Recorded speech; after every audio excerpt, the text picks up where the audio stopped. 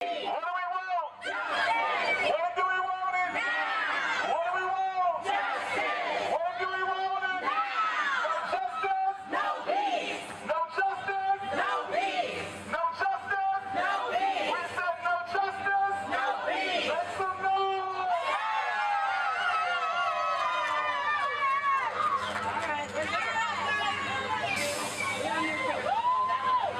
That was good. All right, our line leaders are in place as we begin to chant. We're going to march on. No justice. No peace. No justice. No peace.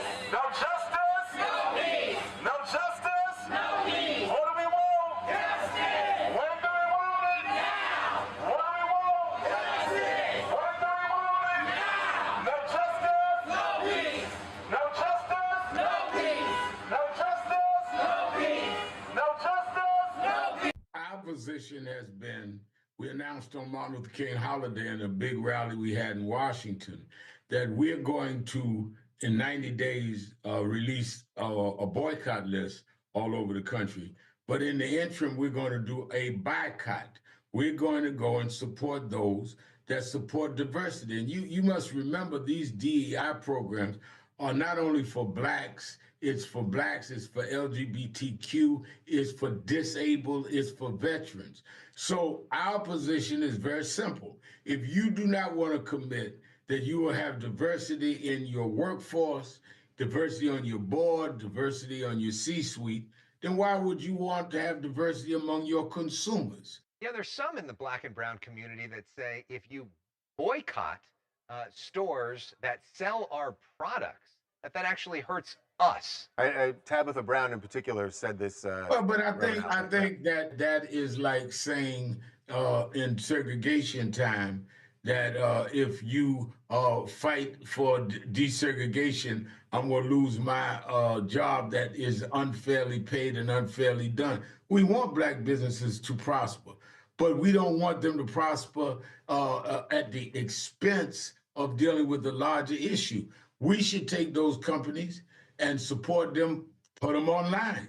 We'd rally for them. We'd have buyouts with them. They should be calling us rather than trying to defend people who may give them shelf space, but will not guarantee that for the community. So there's a way to make both things happen at the same time.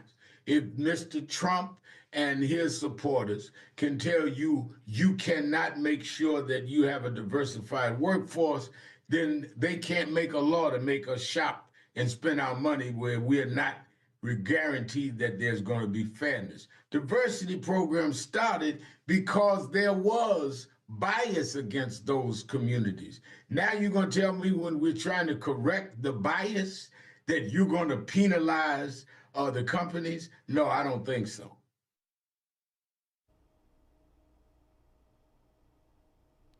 Welcome to the Gilchrist Experience. That, as you see, Ron, is a different take than your last roll-in. Reverend Sharpton explains why we're going to Wall Street on August 28th. And you're coordinative part of that movement, aren't you? Hey, Gilchrist Experience, Mr. Gilchrist himself and Mr. Graham. So excited to be on another episode with you all. As you said, August 28th is the date. Well, why August 28th? On August 28th is historically the day where Dr. King, August 28, 1963, gave his famous I Have a Dream speech. Well, this year, NAN, for the first time, is not going back to Washington. We're going to Wall Street. So in Dr. King's speech, as I learned, I know some of you guys were there, Dr. King said, in a sense, we've come to our nation's capital to cash a check. And when we talk about what check we're talking about the check that the Constitution and the Declaration of Independence had promised us. And we're saying that was for every American, but we have been giving a check, the Negro people, a check that has bounced, that has been marked insufficient funds. These are Dr. King's words. So we, on August 28th of this year, are going to Wall Street. Well, why Wall Street? As the Reverend Al Sharpton always says, A robber robs the bank because that's where the money is. So we're going to Wall Street because that's where the money is. All of the people that we've been fighting against, I'm going to use the word oligarchs, right? That could encompass a lot of different types of people. Their money, their pocket is on Wall Street. So Dr. King used this bad check metaphor to illustrate how America has failed to deliver on its promise of freedom, on its promise of diversity, on its promise of equality for all people, especially us Black people. The Constitution and Declaration of Independence declare that all people are guaranteed unalienable rights, a life, liberty, and the pursuit of happiness. But we know that we have not experienced the American dream. As Malcolm X said, we've experienced this American nightmare. We've seen this big, beautiful bill passed a couple of days ago. They cut DEI efforts that were meant to even the playing field for all Americans to have access to the American dream. Now they've cut Medicaid and they've also cut SNAP, all to empower this ICE military that's the biggest funded army on the planet, so that they can, again, come against our rights unlawfully. But we've been saying that we refuse. We've been saying we're going to our 79th week in front of Bill Ackman's office to protest because of diversity, equity, and inclusion. And we say we refuse to believe that the Bank of Justice is bankrupt. So we're asking for everyone to come out in the thousands on August 28th for the Dr. King commemoration as we march on Wall Street.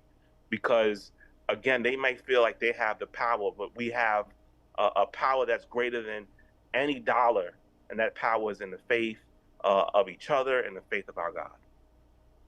Before we come to you, Graham, I'm going to give run item 2. This is a little Black History Month review, going back to 1619. For my great-granddaughters here today, getting acclimated to the studio, and we'll go to item 2, please.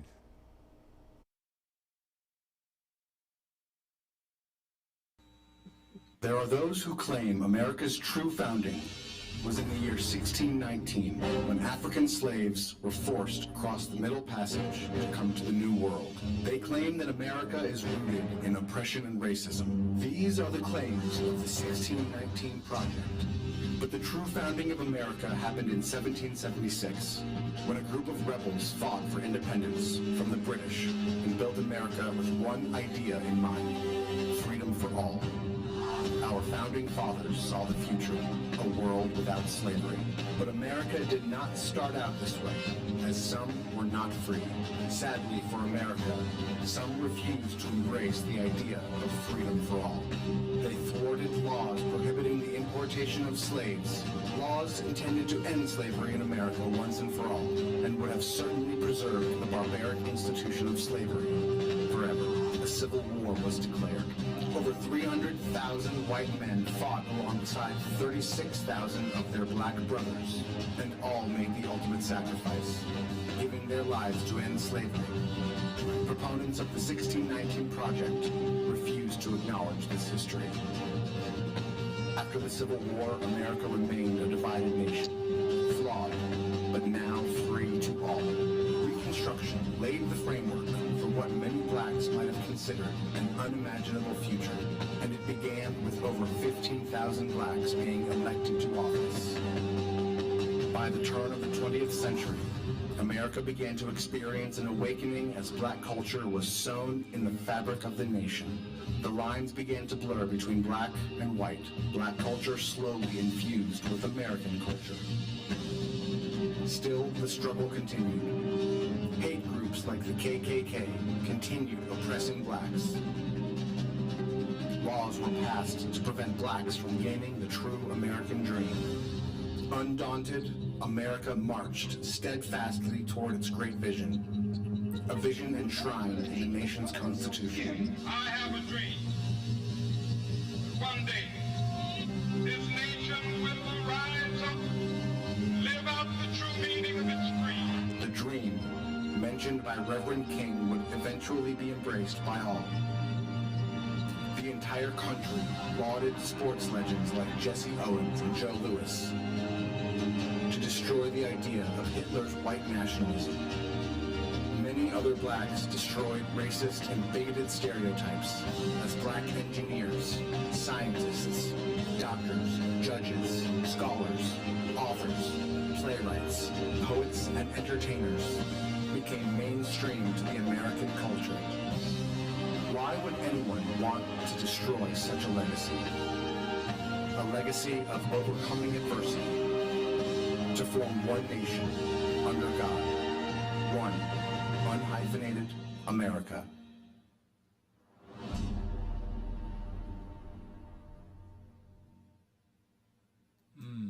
Heritage Foundation.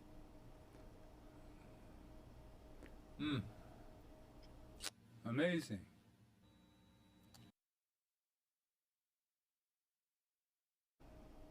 That's from a show we did, Graham, in 2020. Right. Leroy and yourself were there, and we had Jeffries on Zoom. That's one But of I those saw shows the I Heritage, ran across. the Heritage Foundation is on the credit on the back of that. Uh-huh. I The don't Heritage know. Foundation, I know. I saw that this morning. I can't explain that. But a lot See, of, well, it was a good presentation. I don't know why the Heritage Foundation. I'll find out. they have a habit of presenting themselves as being somewhat beneficial towards the cause, but they are the cause of the cause. Yeah. The Heritage Foundation, for the most part, drafted Project 2025. And most of the Supreme Court justices. So they play both sides of the fence to have black people think that they have a concern for black people, but they don't. Mm-hmm. Right now, I was thinking of the 4th of July. And the 4th of July, 1876, a number of black South Carolina militiamen in Hamburg, South Carolina, Mm-hmm. was slaughtered by a former Confederate general and a mob of about 2,000 white people after they marched in the 4th of July parade. Mm-hmm. The general was upset because they wouldn't move out of his way because he wanted to walk through the formation with his carriage. Not walk through, but ride through the formation with his carriage as they were assembled at the end of the parade route. Mm-hmm. This man was lauded. This Confederate general was lauded in the U.S. Congress. And I think of Hakeem Jeffries in the presentation he gave this week, because in 1876, Congressman Small of South Carolina did the same thing. Mm-hmm. To speak out against what the government had done and in allowing these Confederate rebels, Mm-hmm. just as this guy has allowed these modern day white supremacist rebels who tore into the Capitol, Mm-hmm. they have been treated the same way as the Confederates. They Yeah. have been given pardons, Yeah. come back and to run. Some of them are running for U.S. Senate. Some of them are in the administration. How about Nothing. the mass ICE agents? And the ICE, this is just like the teams of men you had running through the South, Right. terrorizing black people, burning their homes, running them off their land, stealing their land. We're going through the same process again. Yeah. They talk about Crispus Attucks was the first to fall for freedom in this country. That's right. Crispus Attucks' father was an African man. His mother was a Native American, not a Native American. She was a Native indigenous woman of this continent. Mm. He represented the two most downtrodden groups of people in this land. Crispus Attucks was shot twice, not once. He was shot twice in the chest. I would say once for being black and once for being a Native and indigenous, the son of an African and an indigenous woman. He was shot twice. So we need to understand that the only thing that changes is the date on the calendar. Yeah. The program is still the same. Economically, we need to be researching corporations like Nike, which doesn't own a factory in a white country. Their factories are in countries where there were brown and yellow people. And they were paying them, some years ago, paying them 30 cents and 37 cents an hour. Let me get it right. 37 cents an hour, because they said that was good enough money for them where they were. The women's bathrooms didn't even have doors on them. Yeah. They played country hillbilly music over their heads in low ceilings and gave them no protective gear to put the adhesive on the sneakers as they were making them. The same sneakers that cost Nike $17 to make, they were selling, and our people were killing each other over them for $200 and $500. I've never owned a Nike product, and I never will. My sons have never worn one, because they knew what they were doing then. So you can't apologize to me now and say, oh, I want to help. I don't want your help. Don't want your help, because you were a liar from the beginning. You knew what you were doing was corrupt and evil when you were doing it. Don't try to look like a humanitarian now in this day. So as we go to Wall Street, you got to start researching these companies. Georgetown University sold 132 of their slaves in the 1800s to keep Georgetown University open. But we have black people going to Georgetown trying to play basketball to help Georgetown make billions off of basketball, while these late-day slaves are not getting paid for bringing money into Georgetown. We got to change the script, got to change the program. If we're going to do economics, let's do economics. And let's stop spending our money and giving our money to the people that hate us and turn around and use us through advertising. Well, we fail to understand that the people that hate us, we financially support and sustain them. We need to stop spending the money.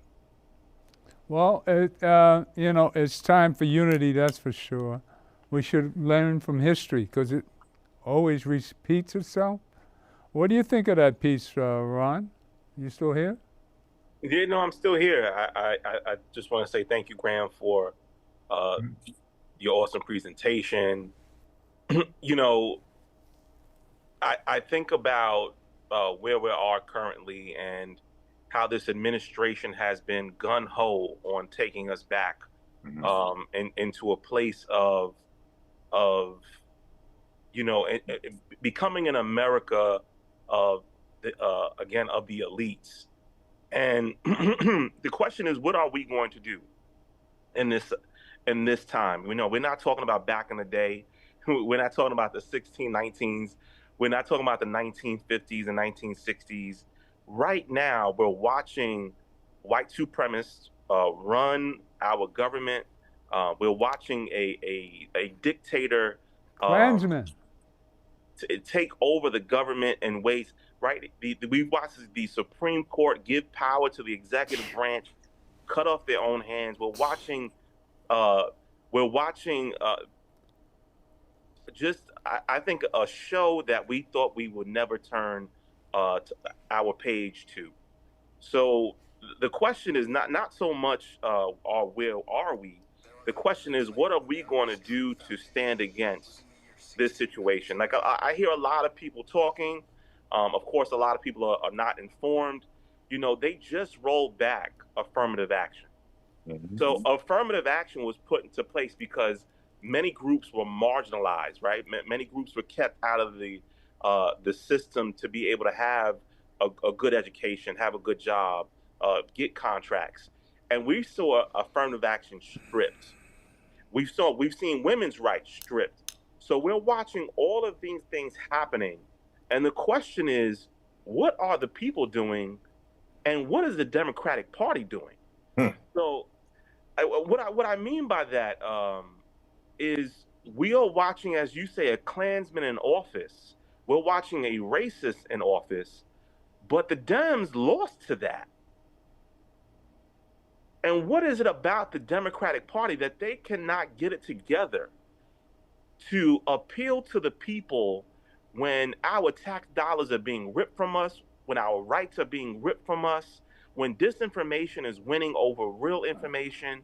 Wait, What wait, is going on with the people that we've elected?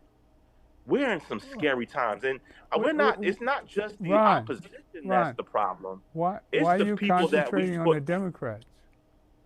The Democrats are putting the best foot forward. It's us as a people that choose the president. So I can tell you disagree with me. Now here we by go. your face, Here we go. But I'm going to allow Graham to. I think Graham could use better language than I can for you to understand what I'm saying. No, And what I'm Graham and I have argued about this over the years. You know what I'm going to do? I'm going to show you a time the Democrats rule. We're not living in that time. We're not living in that time. We're dealing with here and now. My grandchildren are coming into New York this evening. This ain't about 1800. It's about 2025. Mm-hmm. And they need to know how to handle themselves against these demons that are out here. We don't pick a president. We don't choose a president. Never have, you never will. That's why the Electoral College exists. Yeah, we went over that. I don't agree with you. There aren't enough black people in this country to elect a president. That's number two.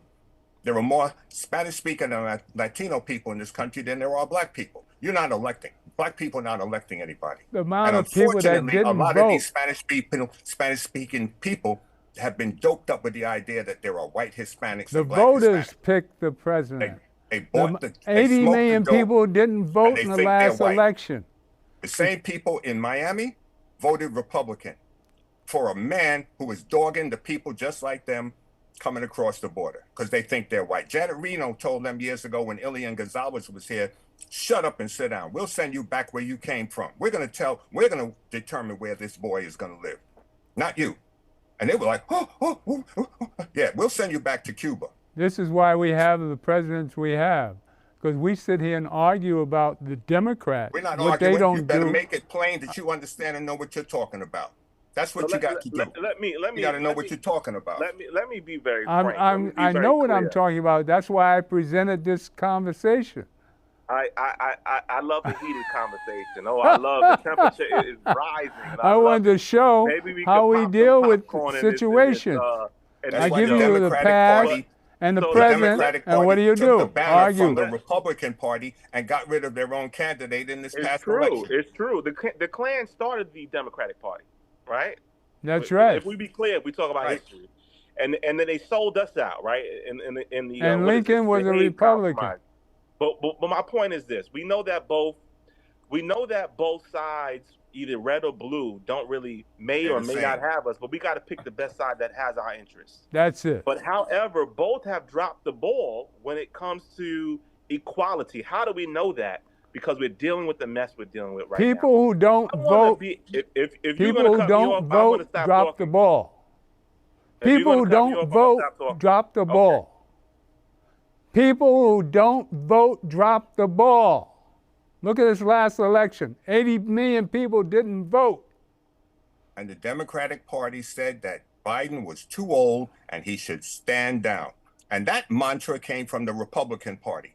And they were dumb enough to pick it up and run with it. They took the baton from the Republican Party and what do we have today? To the finish line and tripped what do and we fell have 10 today? feet in front of the finish line and what got nothing. do we have today?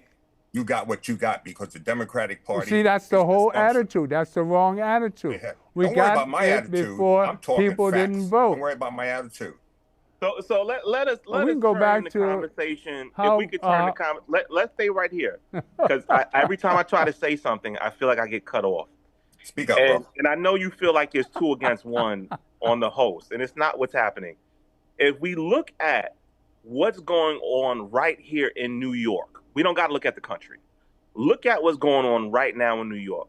We have a Southeast Asian running for the mayor of New York. Yeah. And he took the primary by, and I want to tell you, Cuomo was backed by the same people financially that Donald Trump was backed by. Mm-hmm. And Cuomo is a Democrat. He's not a Republican. Mm-hmm. So when you are backed financially by the same people that are backing Donald Trump, you have to now ask yourself, why is it that someone from a different party who has different ideologies is getting backed by the same investors. Trump used to be a Democrat. So Bill Ackman, the person I'm picketing from every week, backed Donald Trump, and he backed Cuomo. So Zohran Mamdani, whose politics is a lot different than the politics that are of the normal or regular Democrat, has taken this party by storm to the point where people in the Democratic Party are going against this candidate. And and I want to say this, a lot of them are even out of touch of what the people are saying, because the people are coming out voting for Zohran Mamdani. Why? Because we are tired of the same rhetoric. We are tired of the same behavior that we've been seeing from people in the Democratic Party. Mm-hmm. Something has to shift. Something has to change, because we're actually losing this country to, I want to say, to not only wickedness in high places, but we're losing the battle on the ground to our constituents. Mm-hmm. So we have to figure out what is going on in our party.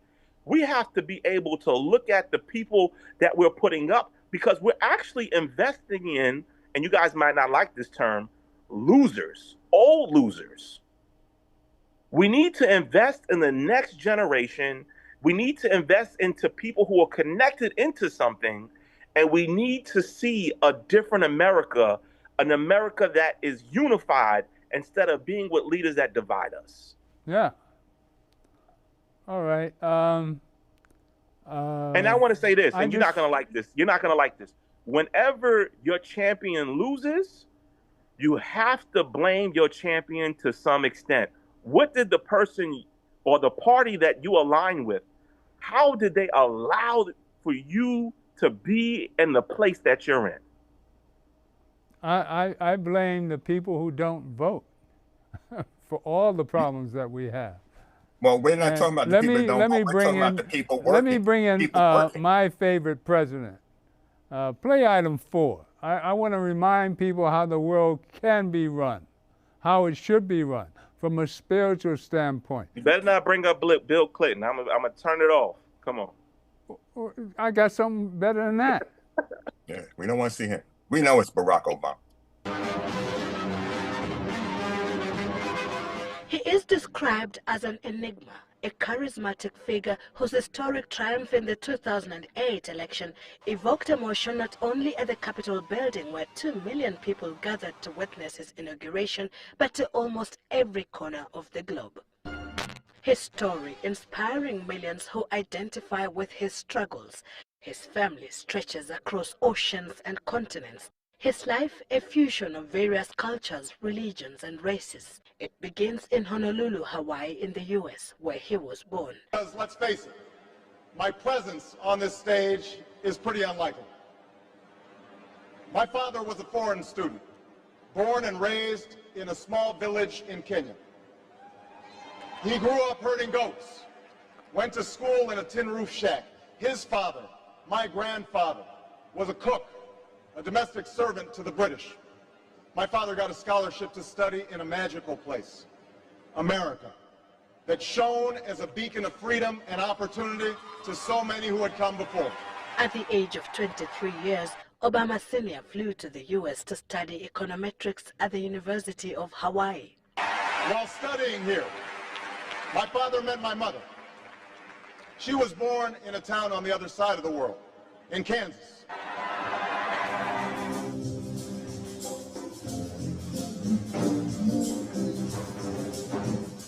This play at Nairobi's National Theatre, reconstructing Obama's life through his own account in the book Dreams from My Father. Her beauty consumed my soul, that she was sweeter than songs. She was the only omega in my soul. My parents shared not only an improbable love, they shared an abiding faith in the possibilities of this nation. They would give me an African name, Barack, or Blessed, believing that in a tolerant America, your name is no barrier to success. His parents would, however, separate 2 years later. Obama Sr. proceeded to pursue his PhD at Harvard. His mother remarried and relocated to Jakarta, Indonesia, with her husband Lolo Soetoro. His sister Maya Soetoro would be born there. Obama was only 6 then. But his mother feared for Obama's safety and education and sent him back to Hawaii at the age of 10 to live with his grandparents. His father went to visit him there. It would be the last time they met. His father returned to Kenya, leaving behind a boy who grew into a sporty young man. I play well in the pitch. 3-pointers. I go. But a young man who was struggling to come to terms with his identity as a black man raised by whites in the absence of his African father. 10 years later, when he was 21 years old, a call from a lady who introduced herself as Aunt Jane came through from Nairobi, informing Obama of the tragic road accident his father had succumbed to. No. Not my father. Years later, he visited relatives in Kenya and made an emotional visit to the graves of his father and grandfather. In 1988, Obama joined the Harvard Law School, where he made history. He became the very ever first black president in the Harvard Law Review.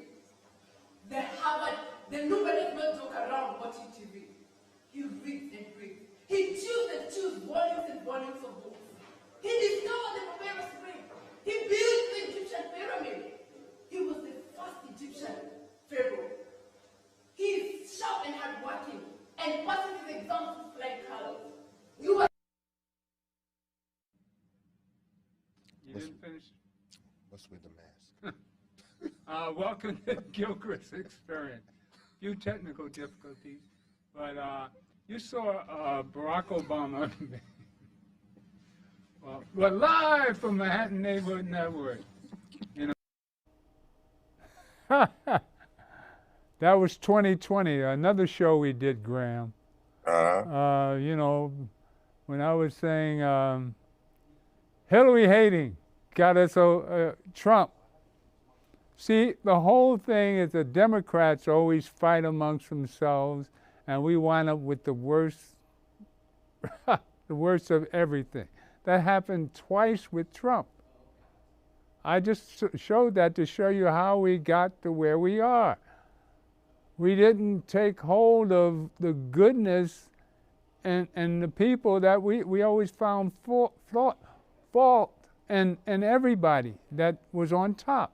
We blame it on us that are the most sincere politicians or political people or people look for justice and righteousness and the love of God. These are demonic forces in the White House. It's a good fight between good and evil. And we got to be careful the evil in us doesn't prevail. That's what Trump's bringing out. He's getting us to hate again because we're justified in hating. But that kills our spirit. And we fight amongst each other. Worst of all, the Willie Lynch syndrome. So I just say all this. We're not fighting. I just say all that. We're having a conversation. I had this conversation because I know this would occur. But the youth in our midst, like your grandchildren, and Ron right here, he's in his 30s. I got a great granddaughter here, 19 years old. She's watching all this, how we present our past and what the future looks like and what it should be like. It should be a solid ground of justice and righteousness and remembering our history and what we've been through already. That's what I've been saying for years. Yeah. So Democratic. Go ahead, Ron. Go ahead. So I just want to. You showed this beautiful clip of Obama, and Obama showing, I guess, his African heritage. Exactly. And as beautiful as that clip was, and you know, I think we all idolize the presidency of Barack Obama to a certain extent. We have to be real about what happened. And what came to mind in my heart was the word and vocabulary word for all the young people listening, the word backlash. Mm-hmm. So Barack Obama is the first black president, only black president that we've ever had, 2008, 2016. And I heard white people tell me when he was elected, "Oh, racism is over." Yeah. Right when he was elected. But during his presidency, we saw the rise of the Tea Party, which is a racist group that still pushes all kinds of racist politicians. We saw voter ID laws come to suppress the black vote. We saw a surge in hate groups, conspiracy theories, which then led to the election of Donald Trump. And during that time, we saw the George Floyd, Black Lives Matter backlash. We saw right now where we're seeing the attack on libraries, on Black history, on critical race theory. Now we saw it on the word woke, woke culture. We saw Ron, take your anti-DEI hand out of the policy. camera. We saw affirmative action being taken. Thank you, I appreciate you. And then we're seeing all of these backlashes. So every time we take one step forward, there's always been in the history of this country them trying to take us back. We can go all the way back to the Reconstruction of 1865 to 1877. So after the World War, the Civil War happened, and then the Emancipation Proclamation happened, we saw a backlash of the Black Codes, which restricted Black freedom. We saw the rise of the Ku Klux Klan, and then we saw the Jim Crow era, of which happened in the late 19th to mid 20th century, and that followed the gains of Black politicians all throughout the land. Then we saw Jim Crow laws enforced. We saw enfranchisement. We saw the Red Summer in 1919. I know you were alive around that time, Mr. Weatherspoon. And then, which was after Black soldiers returned from World War I, demanding dignity. We saw white mobs come at Black folk. We saw the race riots in Chicago. Then in 1954 to 1970s, this is your era, we saw, following the Brown versus Board decision, the killing of Emmett Till. We saw massive restrictions. So every time there's a game, there's the backlash. And the question is, in our time, how do we withstand this backlash, and what are we going to do to move the pendulum forward? Well, you're going to give us an answer to all those questions you just asked? You're the youth. We're looking to you for answers. Yes, you have a Democratic Party. You're in the lead spot. You're the Democratic Party running must become National proactive. Action Network. What are you going to do about it, Ron? We just gave you our history. Now you're I the gave youth. you the history, not you. What are you going to do? What are you going to do? So what we have always done, right? I think that anyone who comes, as you call me, the next generation, you always have to connect into your history, your roots. I come from, and there's many different types of movements, the house of the belief system of nonviolence but direct action. Okay. And it is, I come from that belief system, which is rooted in Dr. King. Right. And for 78 weeks, I haven't been just talking. I've been putting it to action. That's right. Put to pavement. That's it. For 7, 8 weeks, I've been like the prophets of old, screaming in the wilderness that change can come, and that this country first needs to repent for that change to happen. And I've been doing it time in and time again. Again, we have a march coming on August 28th. And the reason is, someone says, well, why, if you're doing it so long, do you continue to do it? Because if you don't raise an issue, you can't solve the issue. And we've been mobilizing around these issues for the National Action Network for over 30 years. You know, the Voting Rights Law, the Voting Rights Act, the push for that started in the 1920s. And there were people who were long gone before that legislation was signed by Johnson. It's not about seeing it in your lifetime. It's about doing what you can do when you can do it. That's it. And the Democratic Party is not a proactive party. That's their problem. They get punched in the face and then they scream. That's what they do. You see that 2025 That's not fair. project? That was drafted 8, 9 years ago. They didn't just come up with that. There was a plan.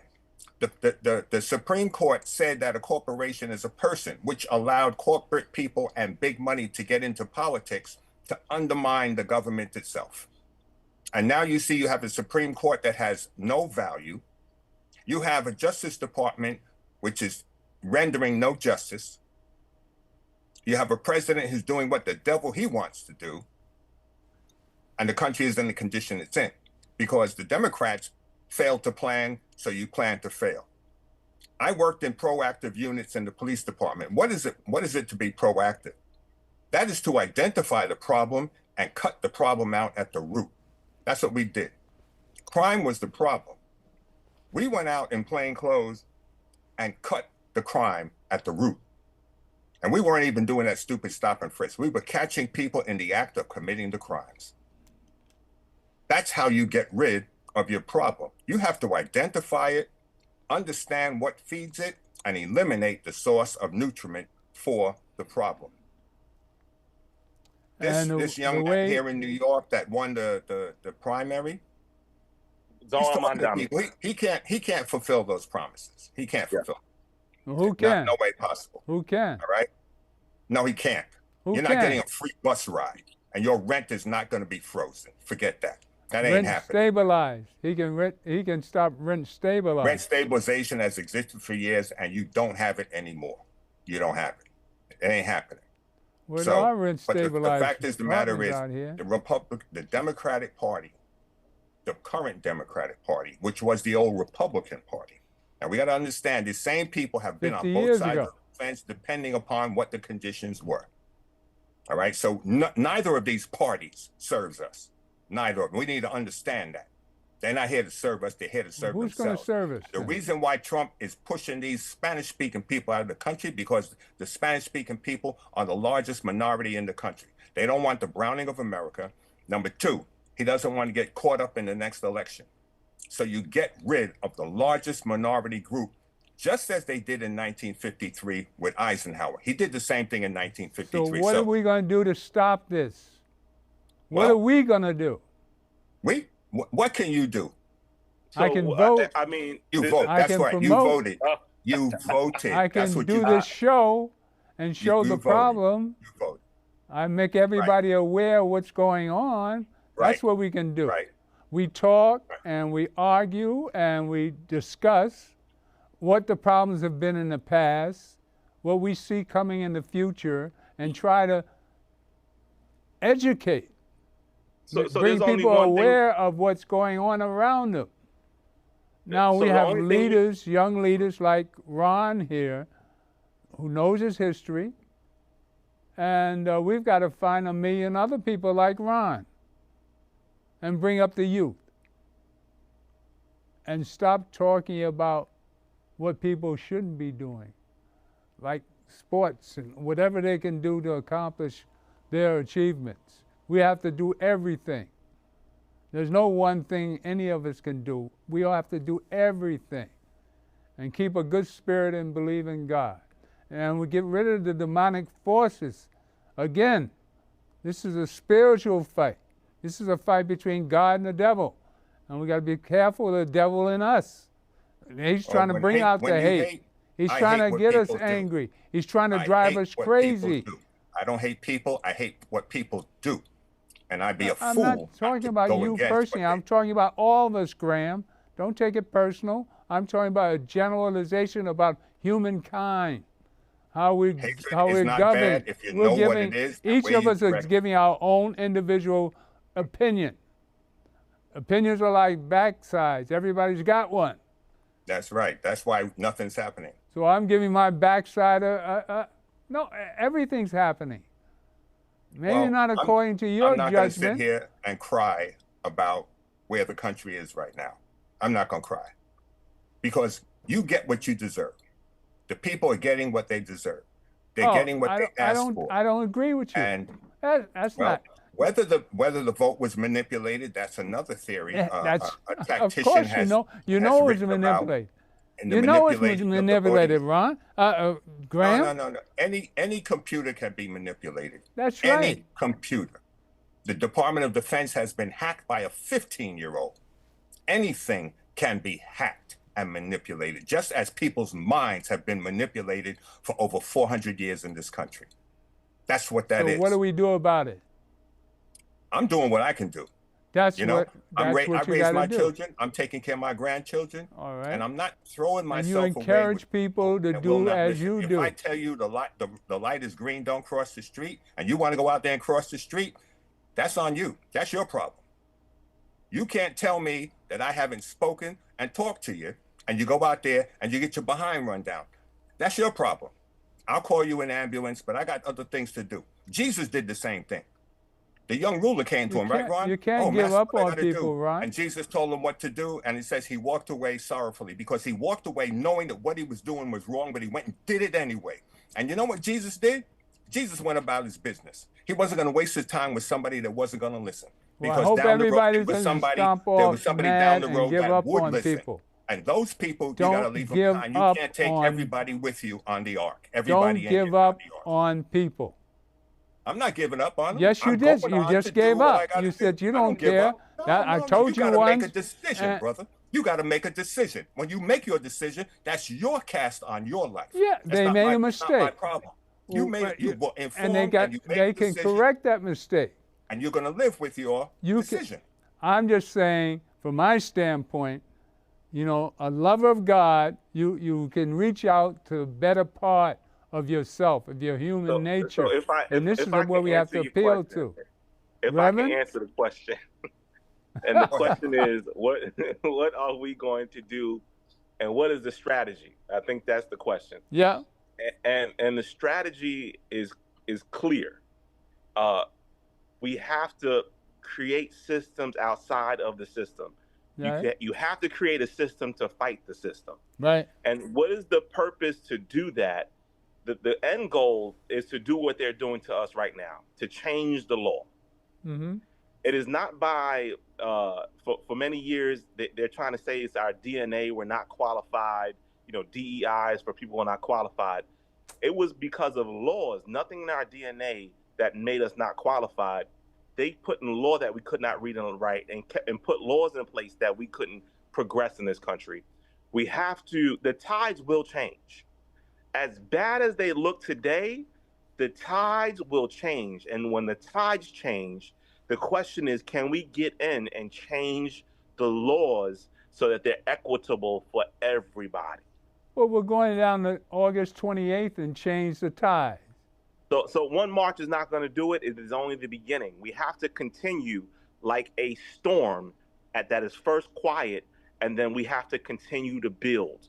The kind of building that we've been doing for 78 weeks and the kind of building we're doing for August 28th is only building momentum. That's it is right. like a snowball that builds into a snowman. We have to continue to get the word out. We have to continue to mobilize.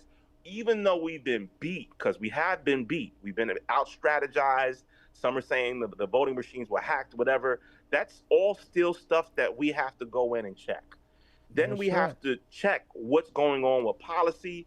We have to check our politicians, because I'm going to say something that you don't like.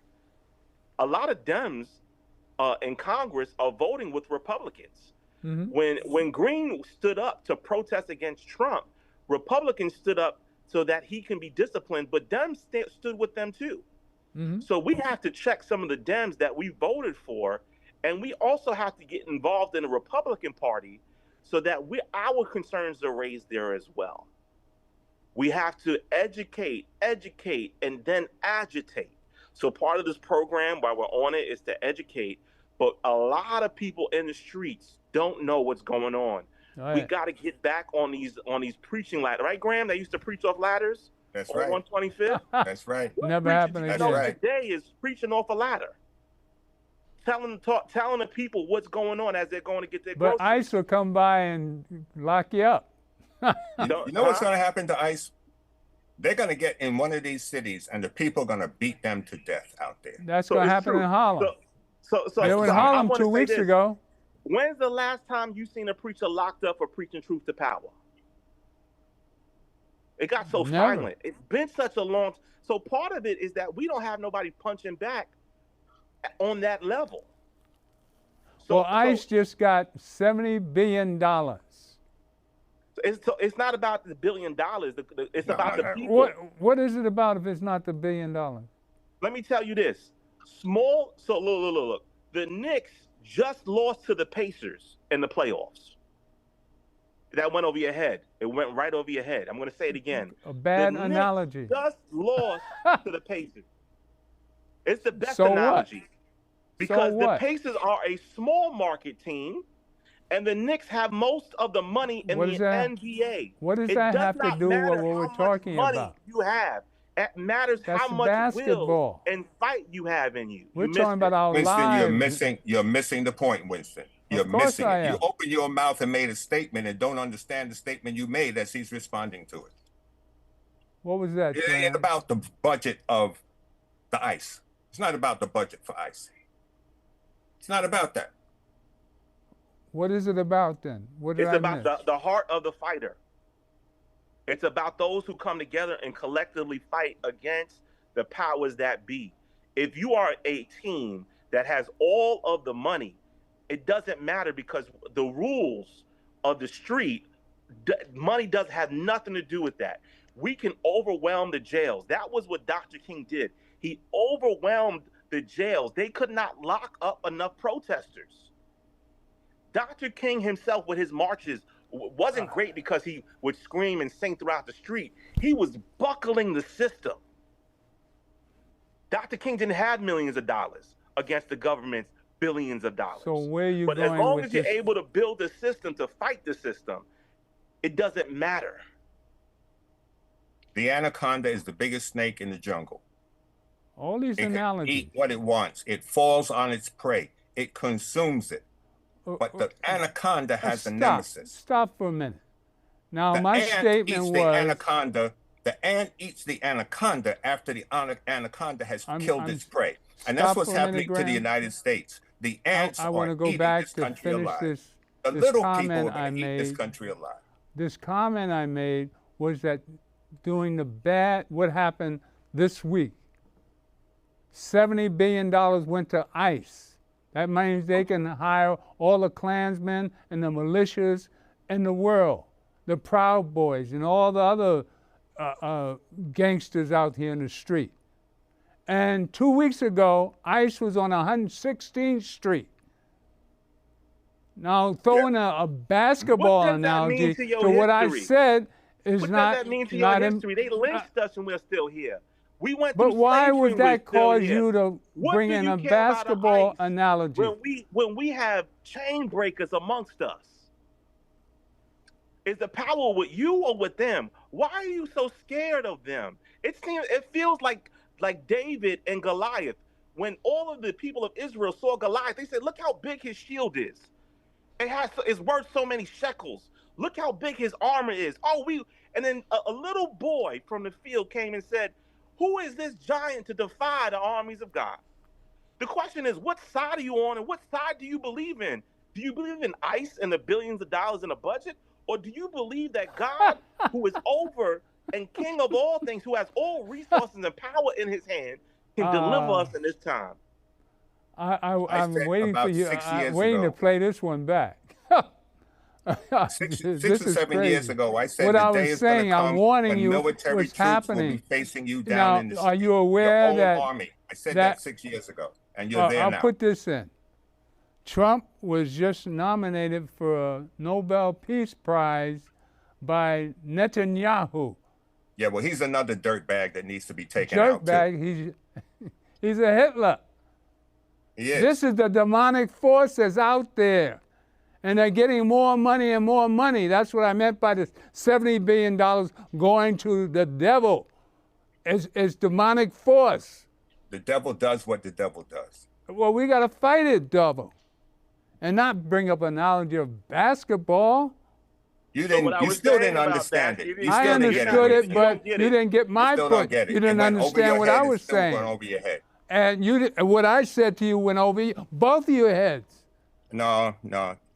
Amuse yourself. Amuse yourself. Well, I'm doing that. The finances of the New York Knicks, dwarf many other teams. And the money they had to buy the team they got, they still lost because they're a scrub team. And not that has about the what to do with the Proud It's Boys not about the and, money. It's about the and skill. Trump. Because it doesn't matter how much money they have against the team of the army of the Lord. That's what we're saying. Okay. All right. I agree with that. That's the analogy. That's the analogy. All right. More analogies. I hope you guys had a good time. Out in the mouths of babes. Tell them, Ron. Tell them. Boy, oh boy. Well, I just wanted to say it's pleasant dealing with my peers. And I've been Democratic and liberal and throughout my life, and I fight the demons that are within myself. And I see this whole thing as a test of your spirituality. Can you tell the difference between the devil and God? And I think this is the purpose of this show, to rile everybody up and get the juices going. And what direction are you going in? Is it towards your spiritual part, or is it towards your demonic part? It's human nature to hate things that are unjust and do right. But that's not what we're up against. This man in the White House is crazy. He's a crazy man. And all the other crazy people behind him. Selfishness and greed are ruling the planet. It always has. It always will. But we good-natured people have to not hate ourselves. And not put out the hate or become hateful. We have to be spiritual and God-loving. That's all I'm trying to say. From Gilchrist, worker for Christ. That's my sermon. Welcome to the Gilchrist Experience.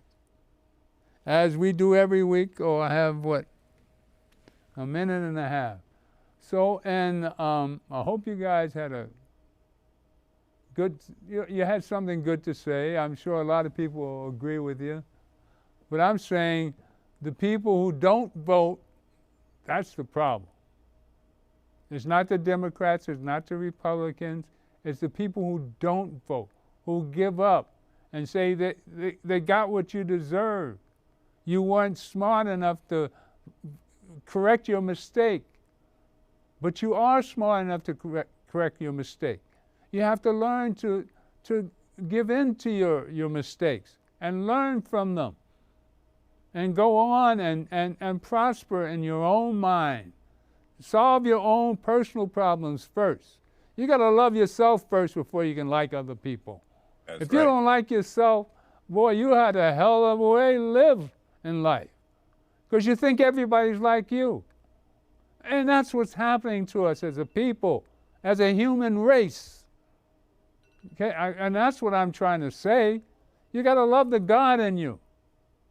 And with that, God is in you. God ain't in everybody. That's right. He's not in everybody. Everybody's got a devil in them too. You got to be careful of that part of you. Everybody doesn't have a devil in them. Every human being has divided amongst itself cannot well, stand. my preaching not is walking with God and the devil. I got a couple.